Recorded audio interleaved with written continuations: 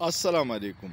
मुजीबुर रहमान शामी ने मेहर बुखारी के प्रोग्राम में बात करते हुए दिफाई इदारों के प्रोडक्ट की अवामी बाइकाट मुहिम को शर्मनाक कहा। मुजीबुर रहमान को ये हक हासिल है कि वो जो भी बात करे, लेकिन क्या अवाम को ये भी हक हासिल नहीं है कि अपनी मर्ज़ी से जो चीज़ ख़रीदना चाहे वो ख़रीदे, जो नहीं ख़रीदना चाहे न ख़रीदे? क्या मुजीबुर रहमान को उस इक़दाम को शर्मनाक कहा कि जब 4 बार जर्नलों ने आइन तोड़ा और डिक्टेटरशिप कायम की और मुल्क को इस हाल तक पहुंचा दिया? क्या मुजीबुर रहमान ने उसको शर्मनाक कहा? नहीं।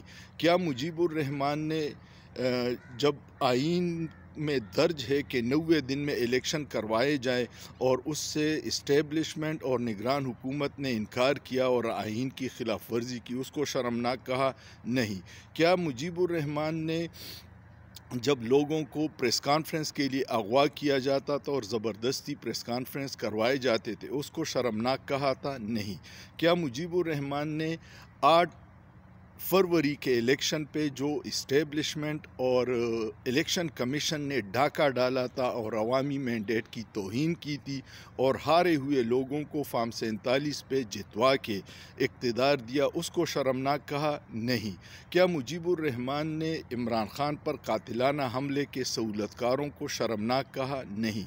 क्या मुजीबुर रहमान ने 26वीं तरमीम पे पार्लियामेंटेरियन पे हमला करके जो ज़बरदस्ती आइनी तरमीम करवाई है, उसको शर्मनाक कहा? नहीं।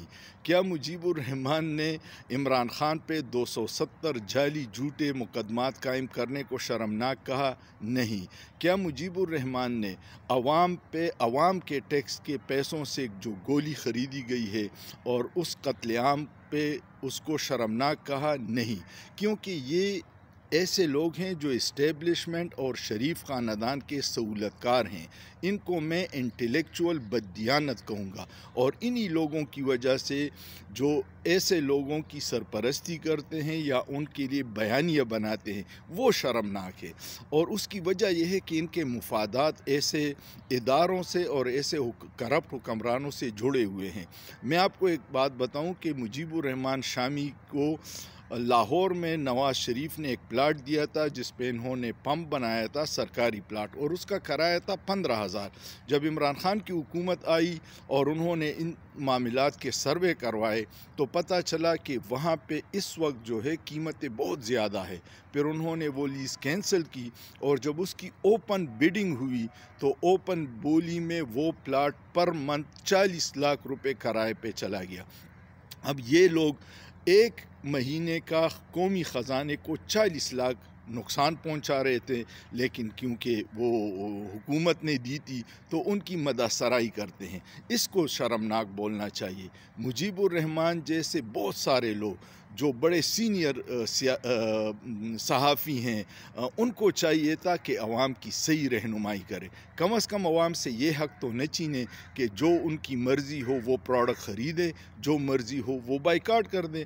अवाम इस वक्त नाराज़ है, आपको उनकी नाराज़गी की वजह मालूम करनी चाहिए और वजह है सियासत में मुदाखलत, अवामी मैंडेट की तौहीन, अवामी नुमाइंदों को ज़लील करना।